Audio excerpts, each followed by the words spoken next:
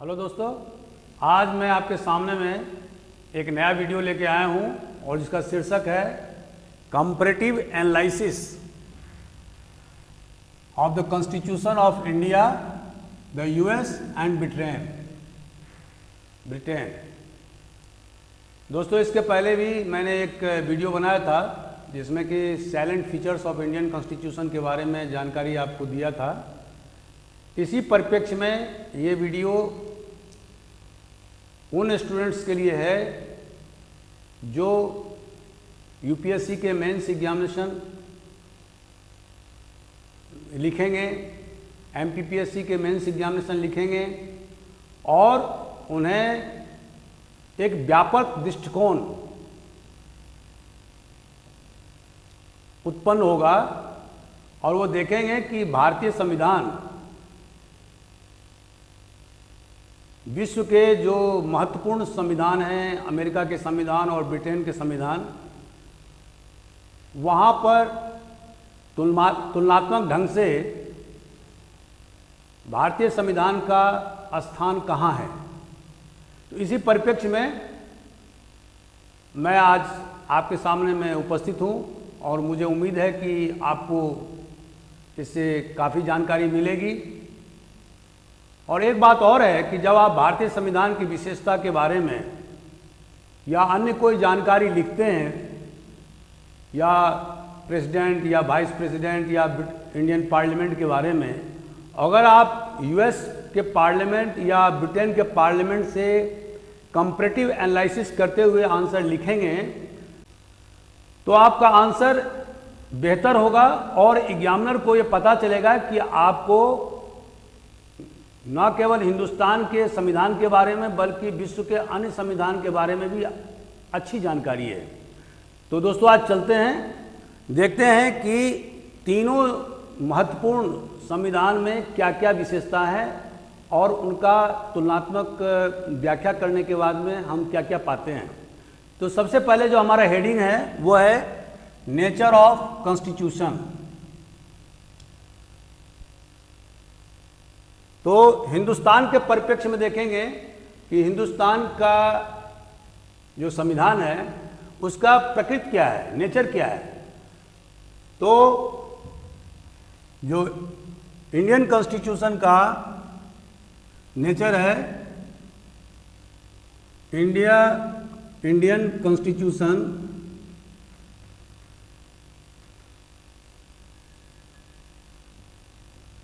Is federal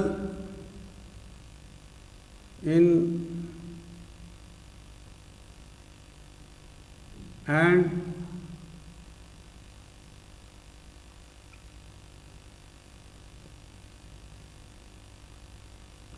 दोस्तों, मैंने लिखा कि Indian constitution is federal in structure and unitary in spirit. इसका अर्थ क्या होता है?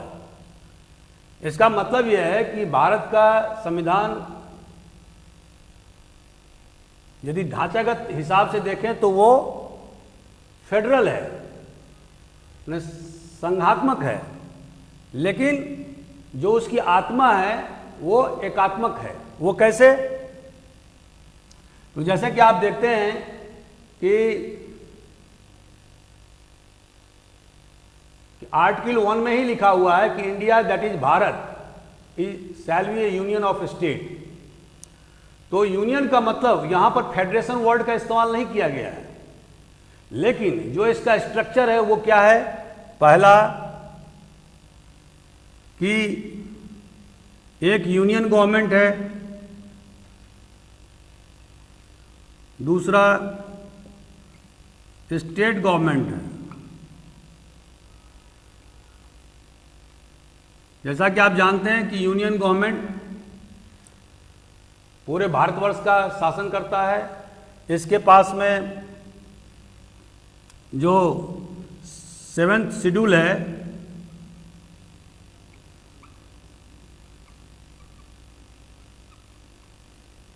इसके तहत में 3 प्रकार के लिस्ट की व्याख्या की गई है। पहला यूनियन लिस्ट, दूसरा कॉन्करेंट लिस्ट और तीसरा स्टेट लिस्ट।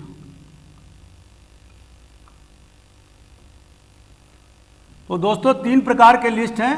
यूनियन लिस्ट जो है उस पर केवल पार्लियामेंट को या यूनियन गवर्नमेंट को कानून बनाने का अधिकार है।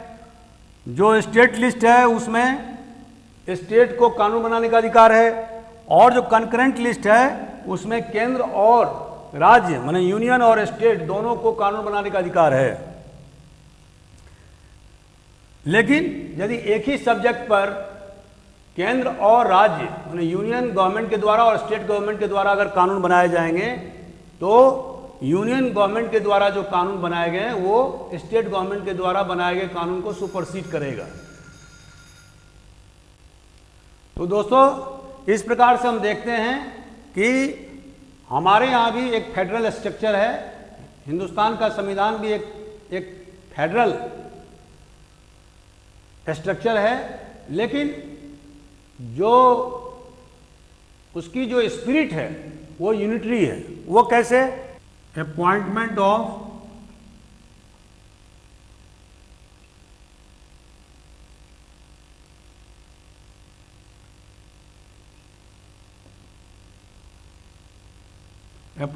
गवर्नर,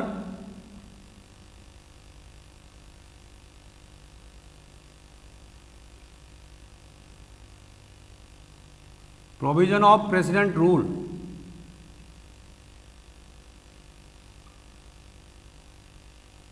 इन स्टेट।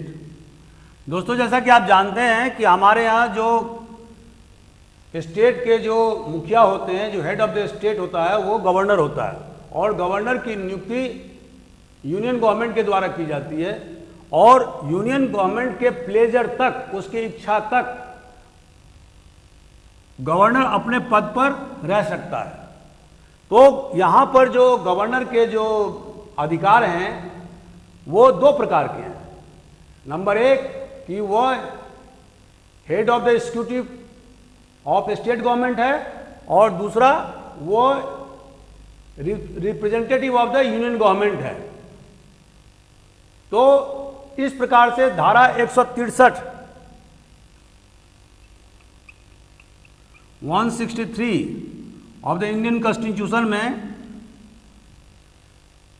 गवर्नर को कुछ डिस्क्रिशनरी पावर मिले हुए हैं। इसके बारे में हम पूर्व के वीडियो में बता चुके हैं। दूसरा जो प्रोविजन है वो है provision of president rule in state. धारा 356 के तहत में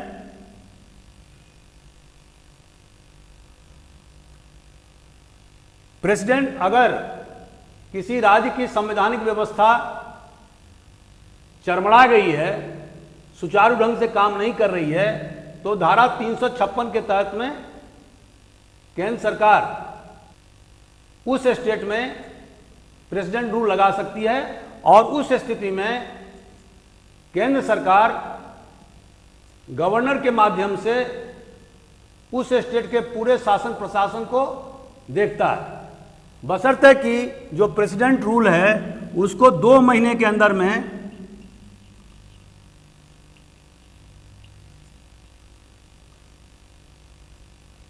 पार्लियामेंट के द्वारा रेटिफाई किया जाएगा, तभी प्रेसिडेंट रूल आगे तक बढ़ सकता है। तीसरा जो प्रोविजन है वो है reserving bills passed by the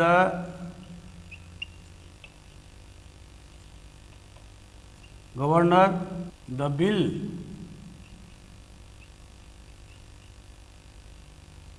passed by assemblies for the consideration of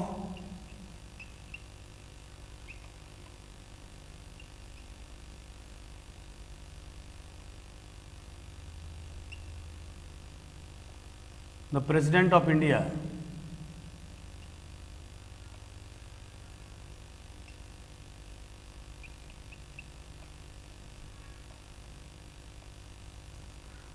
दोस्तों, जैसा कि मैंने लिखा कि अगर कोई राज्य सरकार कोई कानून असेंबली के द्वारा पास करता है या बिल पास करता है तो गवर्नर को यह अधिकार है कि उस बिल को अपने पास में सुरक्षित रखे और उसे प्रेसिडेंट के कंसिडरेशन के लिए भेज दे। या तो प्रेसिडेंट उस पर एसेंट नहीं करेगा, स्वीकृति नहीं देगा, और ऐसी परिस्थिति में वो बिल कानून का शक्ल अख्तियार नहीं कर सकेगा। तो ये बहुत बड़ा हथियार है केंद्र सरकार के पास में। तो इस तरह से हम देखते हैं कि जो भारतीय संविधान की जो विशेषता है वो है कि हालांकि जो स्ट्रक्चर है उसका फेडरल है, लेकिन जो उसकी जो आत्मा है वो यूनिटरी है। और जैसा कि भारतीय संविधान के निर्माता बी आर अम्बेडकर ने कहा था कि भारतीय संविधान को इस तरह से बनाया गया है कि वो हर परिस्थिति से मुकाबला करने के लिए सक्षम है। जैसी परिस्थिति रहेगी उस हिसाब से भारतीय संविधान उस परिस्थिति को मुकाबला कर सकता है। और इसीलिए दोस्तों आप देखते हैं कि समय और परिस्थिति के हिसाब से भारतीय संविधान ने अपने आप को एडाप्ट किया है और पिछले 70-72 साल में 104 संविधान संशोधन हुए हैं। और चूंकि भारतीय संविधान का मकसद सोशल और इकोनॉमिक चेंज करना है, इसीलिए समय और परिस्थिति के बदलते हुए हालात को देखते हुए संविधान में विभिन्न समय में संशोधन किए गए हैं। और आप देखेंगे कि 1789 में अमेरिकन कॉन्स्टिट्यूशन लागू हुआ और उसके बाद अभी तक सिर्फ और सिर्फ 27 अमेंडमेंट किए जा चुके हैं। लेकिन हिंदुस्तान में 1950 के बाद से अभी तक 104 संविधान संशोधन लागू किए जा चुके हैं। इसका कारण यह है कि हिंदुस्तान का जो संविधान है उसको एक इंस्ट्रूमेंट ऑफ सोशल चेंज के रूप में अख्तियार किया गया है। हेलो दोस्तों, मैं Akhilesh Jha, senior IPS officer. अगर आपको मेरा यह वीडियो अच्छा लगा तो आप इसको लाइक करें, शेयर करें, सब्सक्राइब करें। पूरा वीडियो देखने के लिए आप हमारे ऐप AJIS अकेडमी को डाउनलोड करें, जहां पर आपको हमारे बहुत सारे वीडियोस, टेस्ट सीरीज़ और PDF मिलेंगे। Thank you very much.